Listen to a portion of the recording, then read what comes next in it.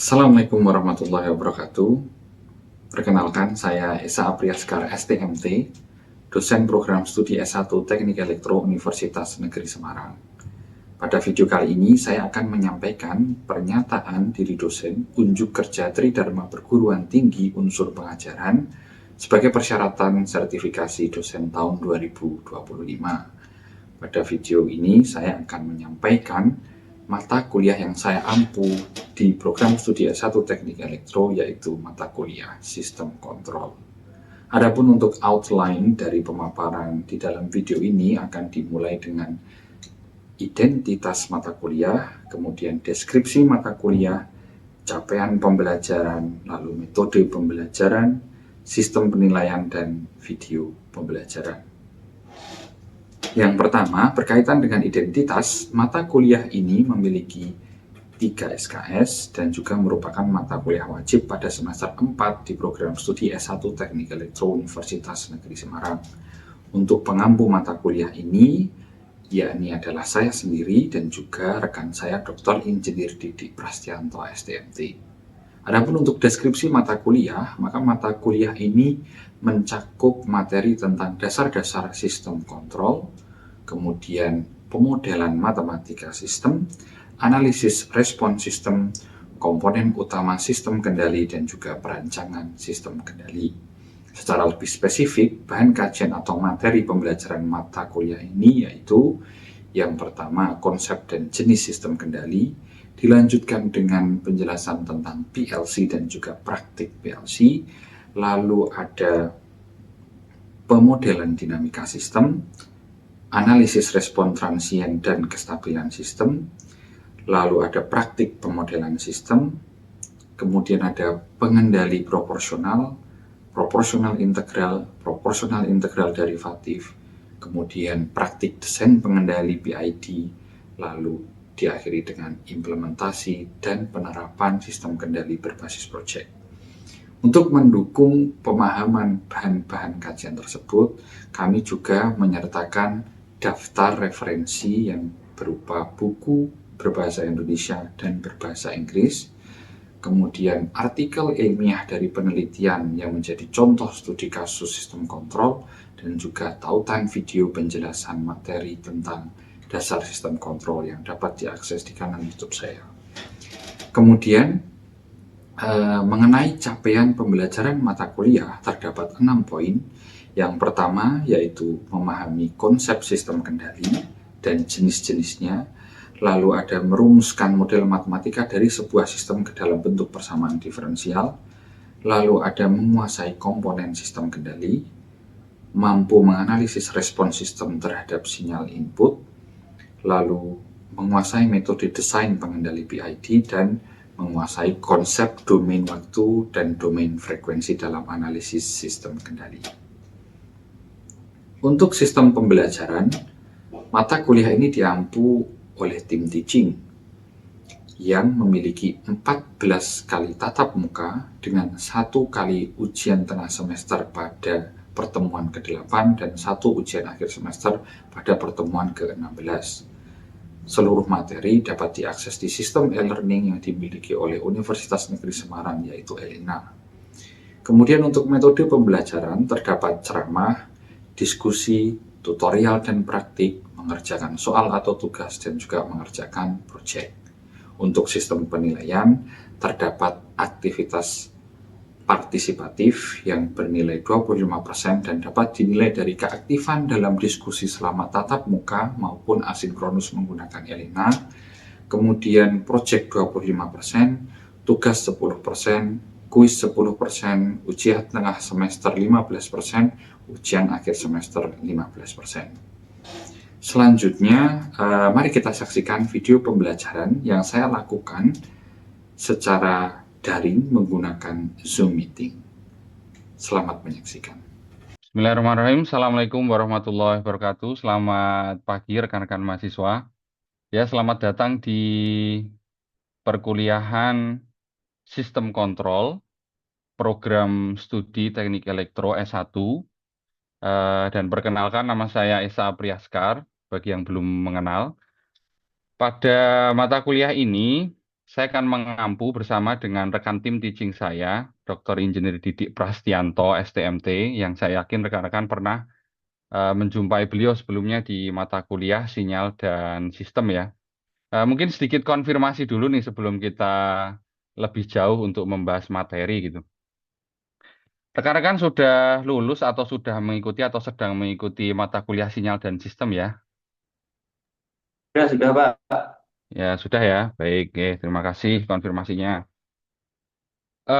Jadi untuk mata kuliah ini, mata kuliah sistem kontrol itu 3 SKS dan itu cukup membantu jika rekan-rekan telah mempelajari apa itu sistem terlebih dahulu. Khususnya yang biasa teman-teman dapatkan di mata kuliah sinyal dan sistem. Nah, mungkin sedikit saya cek dulu ya dari peserta ya. Di sini saya cek jumlah peserta kelihatannya sudah lengkap sesuai dengan yang ada di daftar. Di sini ada Arif, ada Dwi Bagas, ada Saiful Rizky, ada Dewi Anggraini, kemudian ada Raditya Wahyu Pratomo. Boleh dengar suaranya dulu, Mas Raditya? Hadir, Pak. Oh ya, baik, terima kasih. Ada Mbak Diva, Mas Andika, Mbak Elena, dan Mbak Arofa ya. Oke, baik kita langsung mulai saja untuk perkuliahan hari ini. Sebelum kita memulai, sebagaimana yang sudah disampaikan di dokumen RPS, yang sudah dibagikan ke rekan-rekan semua yang bisa cek di sistem Elena, di situ disampaikan bahwa ada 6 capaian pembelajaran mata kuliah dan salah satunya akan kita bahas hari ini yaitu tentang memahami konsep sistem kendali dan jenis-jenis sistem kendali, termasuk sistem kendali terbuka dan sistem kendali tertutup. Nah, eh, pertama kita sedikit flashback dulu ya tentang apa yang pernah kita pelajari di mata kuliah sinyal dan sistem, yaitu tentang definisi sistem. Jadi yang dinamakan sistem itu adalah sesuatu yang di dalamnya terdapat 3 komponen penting. Dan kita juga perlu tahu bahwa sistem tersebut pasti memiliki suatu tujuan tertentu. Dan 3 komponen tersebut, ya ini ada input, ada proses, dan juga ada output. Nah, jika kita melihat sesuatu tersebut memiliki sebuah input, memiliki proses, dan juga memiliki output, maka kita bisa yakin bahwa itu adalah sebuah sistem.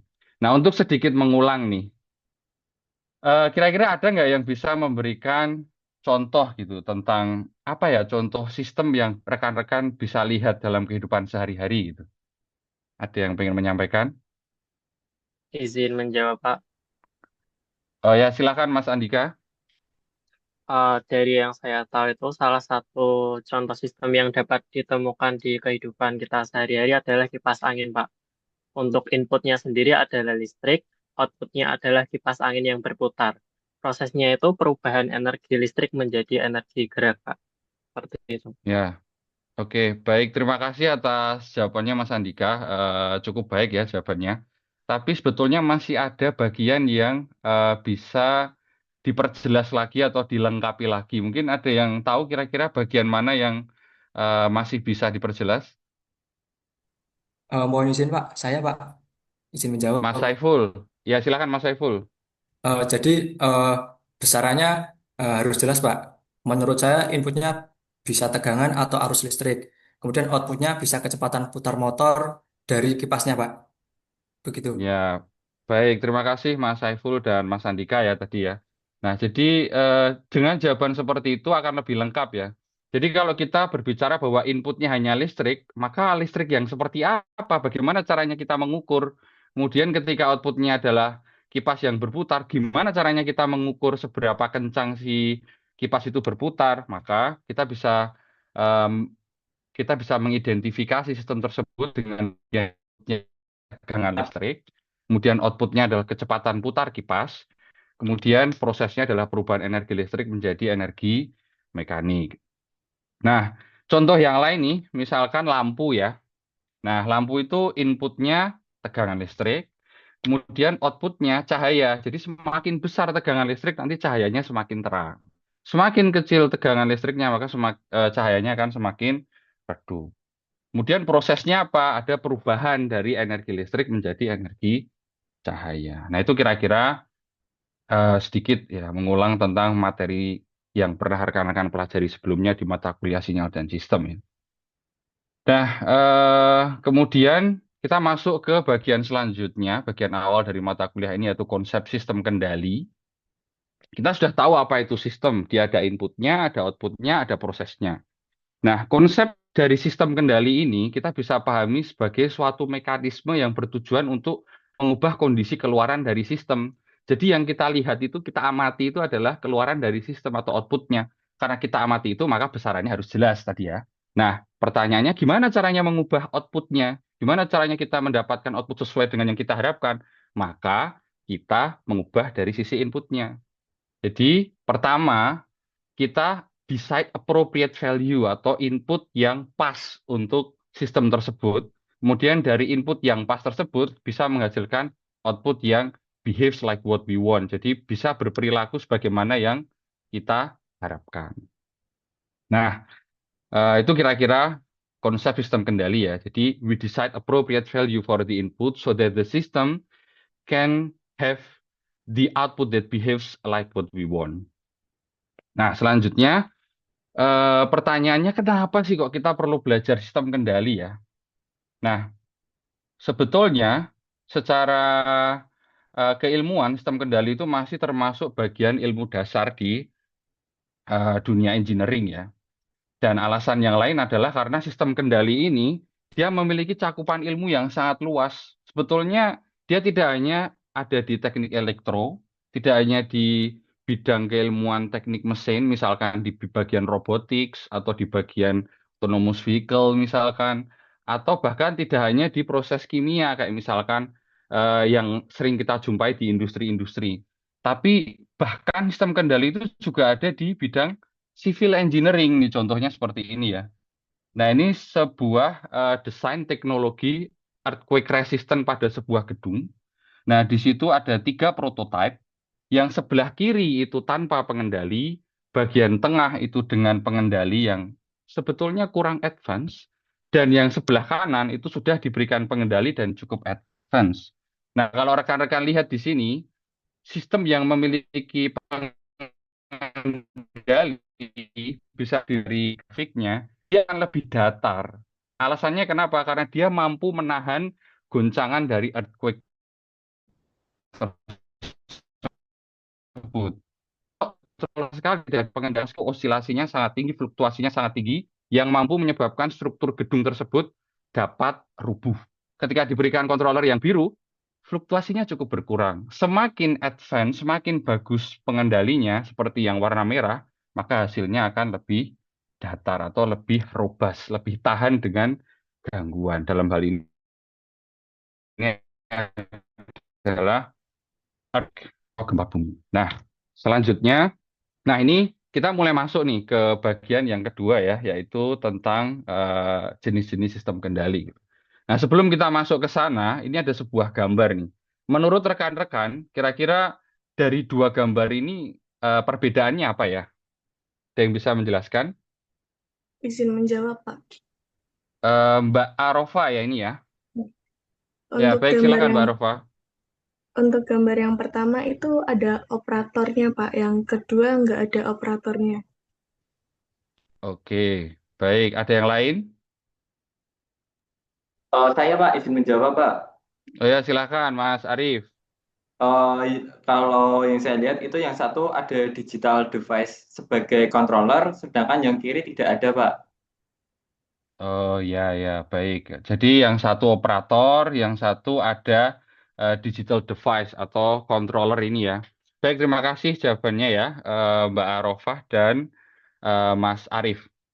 Nah jadi ya benar. Selain itu mungkin kita juga bisa mengamati dari sisi ini ya penghubung antar komponen. Di situ kalau kita lihat antara controller dan transmitter itu ada semacam penghubung ya. Nah, itu juga hal yang sedikit membedakan di antara kedua gambar ini. Mari kita bahas satu persatu ya. Yang pertama operator. Di sebelah kiri, rekan-rekan melihat untuk mengubah panas yang bisa dihasilkan ke dalam proses tersebut, berarti menggunakan hand valve itu menggunakan valve, yang sebelah kiri kita menggunakan operator, sedangkan yang sebelah kanan itu dilakukan secara langsung menggunakan control valve. Dalam hal ini mendapatkan informasi dari controller. Jadi yang sebelah kiri itu ada human, sedangkan yang kanan human efficient.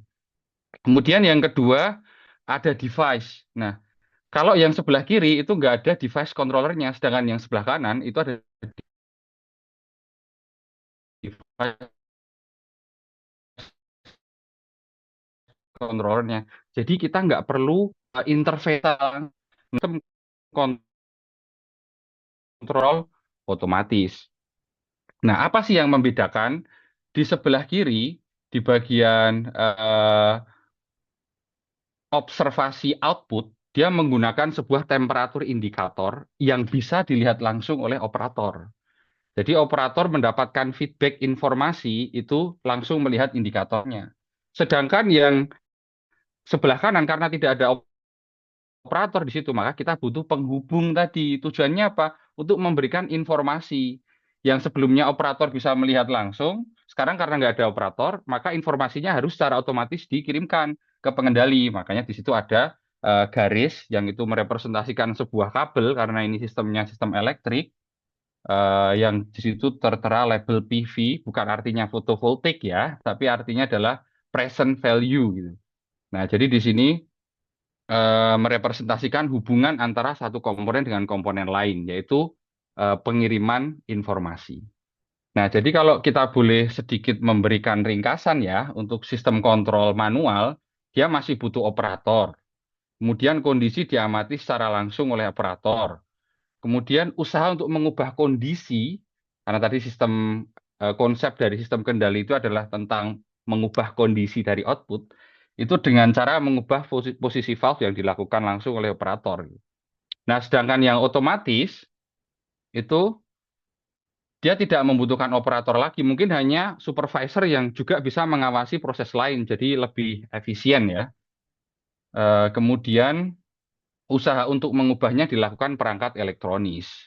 Dalam hal ini controller. Nah, itu yang membedakan sistem kontrol manual dan otomatis. Nah, dari situ kita bisa menyebutkan macam-macam sistem kontrol atau jenis-jenis sistem kontrol. Nah, seperti yang tadi telah dijelaskan, itu merupakan jenis sistem kontrol berdasarkan operasi kontrolnya. Ada sistem kontrol manual, ada juga sistem kontrol otomatis. Nah, sebetulnya ada perspektif lain ya, di sini berdasarkan struktur pengontrolannya. Berdasarkan struktur pengontrolannya itu ada pembagian jenis sistem kontrol, yaitu sistem kontrol open loop dan sistem kontrol closed loop. Nah, bedanya apa Pak? Sistem kontrol open loop dan closed loop? Nah, kita kembali ke diagram ini ya. Jadi untuk sistem open loop, tidak ada proses feedback berupa informasi dari sistem yang telah dikendalikan atau sedang dikendalikan.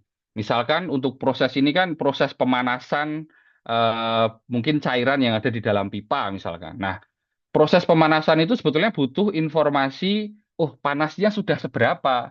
Nah, ketika kita memberikan feedback informasi itu kepada operator, maka itu kita sebut sebagai kontrol closed loop atau pengendalian closed loop. Nah, kemudian kalau tidak ada pemberian informasi dari sistem ke operator atau ke controller dalam hal ini, maka itu disebut sebagai kontrol open loop. Nah, untuk lebih mudahnya, kita bisa melihat dari blok diagram ini. Nah, dari blok diagram ini, itu bagian yang berada di dalam kotak yang putus-putus, itu sebetulnya adalah open loop. Jadi kalau misalkan rekan-rekan ingin menggambarkan blok diagram untuk sistem kontrol open loop, teman-teman bisa menghilangkan bagian summing node. Summing node itu yang ada di sini ya. Jadi teman-teman bisa menghilangkan bagian ini, summing node, desired value, error signal, feedback.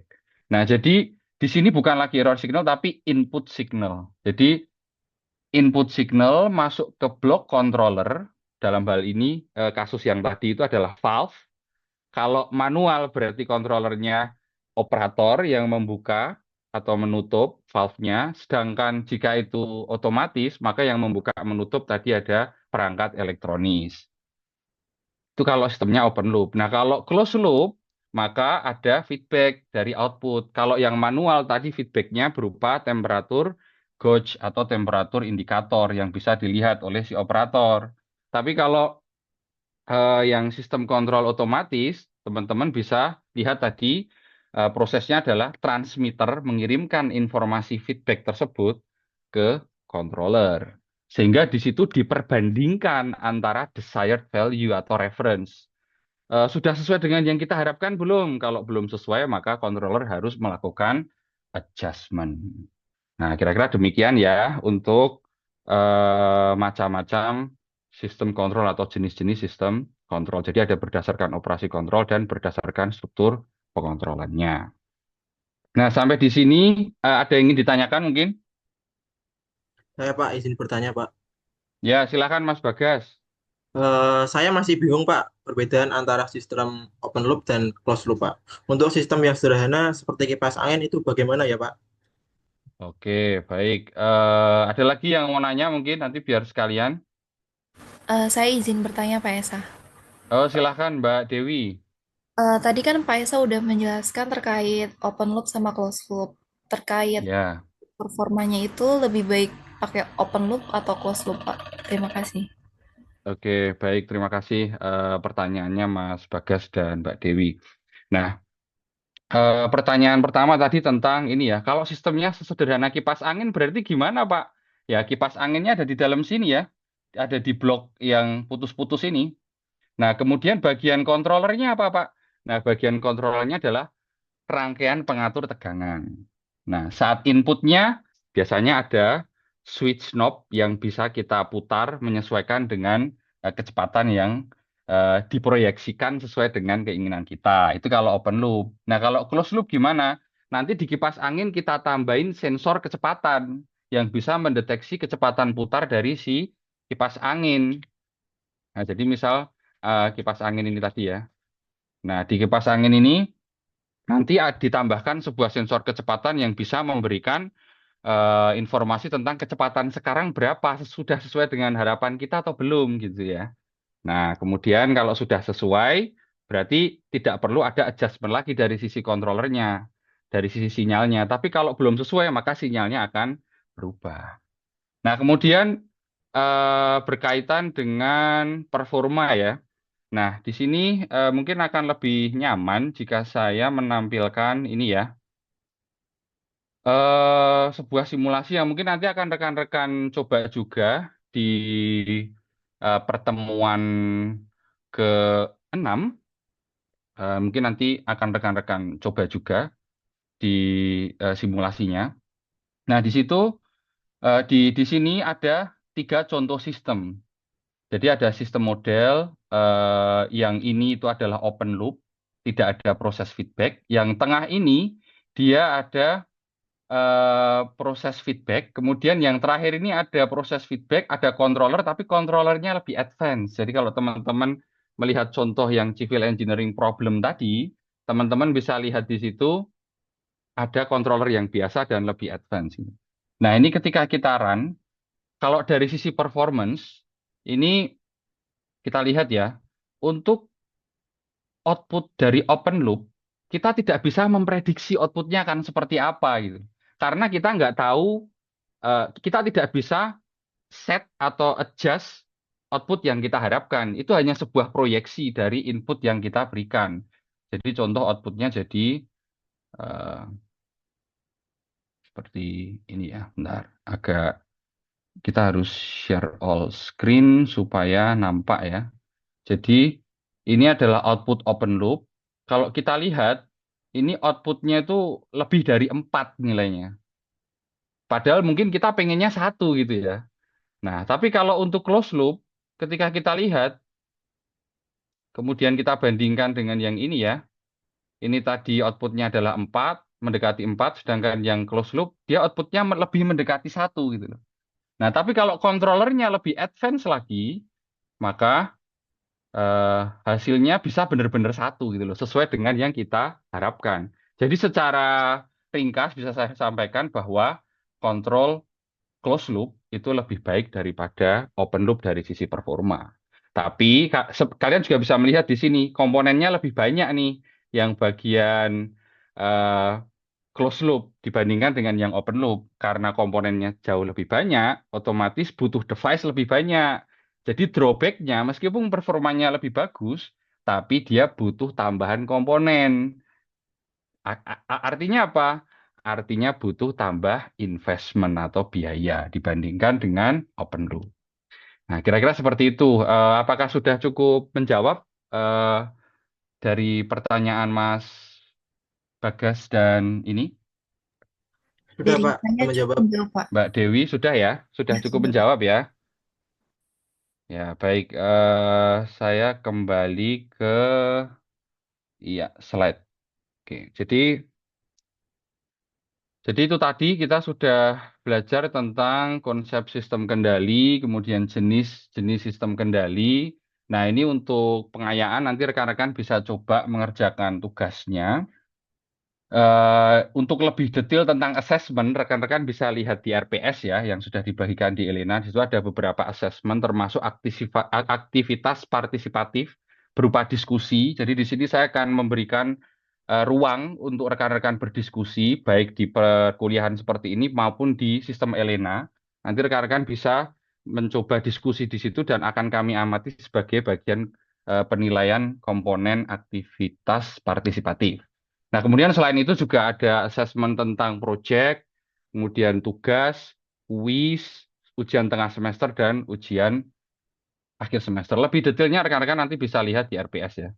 Nah, untuk batas pengerjaan yang nanti 2 kali 24 jam, selama itu kami akan melihat kira-kira keaktifan rekan-rekan dalam diskusi di tugas ini seperti apa. Yang jelas ini masih berkaitan tentang jenis sistem kendali dan contoh yang ada di kehidupan sehari-hari. Sedikit kesimpulan tentang apa yang telah kita pelajari hari ini, itu ada sistem kendali, suatu mekanisme yang bertujuan untuk mengubah kondisi keluaran dari sistem cenderung sesuai dengan kondisi yang diharapkan. Kemudian tentang pentingnya sistem kendali karena cakupan aplikasi keilmuan tentang sistem kendali ini cukup luas di bidang engineering. Dan yang terakhir tentang jenis-jenis sistem kendali, ada kontrol otomatis, ada kontrol manual. Kemudian berdasarkan struktur pengontrolannya ada sistem kontrol open loop dan closed loop. Mungkin sekian dari saya. Terima kasih untuk perkuliahan hari ini. Sedikit review untuk perkuliahan minggu depan ya. Nanti kita akan masuk ke pembelajaran tentang PLC. Nah, PLC itu salah satu kontrol otomatis yang cukup familiar digunakan di dunia industri khususnya di Indonesia. Nah, nanti untuk lebih detailnya rekan-rekan bisa baca beberapa referensi yang disampaikan di RPS dan juga lebih bisa membaca maksud saya menyimak beberapa video yang sebetulnya sudah saya sediakan linknya di RPS. Nanti ada di YouTube saya. Di situ ada playlist tentang beberapa materi yang mungkin bermanfaat bagi rekan-rekan dalam mempelajari materi-materi tentang yang ada di mata kuliah sistem kontrol ini. Ya, mungkin sekian dari saya. Terima kasih. Sebelum saya akhiri, mungkin ada lagi yang ditanyakan. Cukup jelas semuanya ya. Baik, terima kasih. Jika tidak ada yang ingin ditanyakan, semoga apa yang kita pelajari hari ini memberikan manfaat untuk semuanya. Semoga rekan-rekan nanti diberikan kemudahan dan kelancaran dalam mempelajari mata kuliah sistem kontrol ini. Sekian dari saya. Terima kasih. Assalamualaikum warahmatullahi wabarakatuh. Waalaikumsalam warahmatullahi wabarakatuh. Terima kasih, Pak. Terima kasih, Pak. Ya, terima kasih kembali.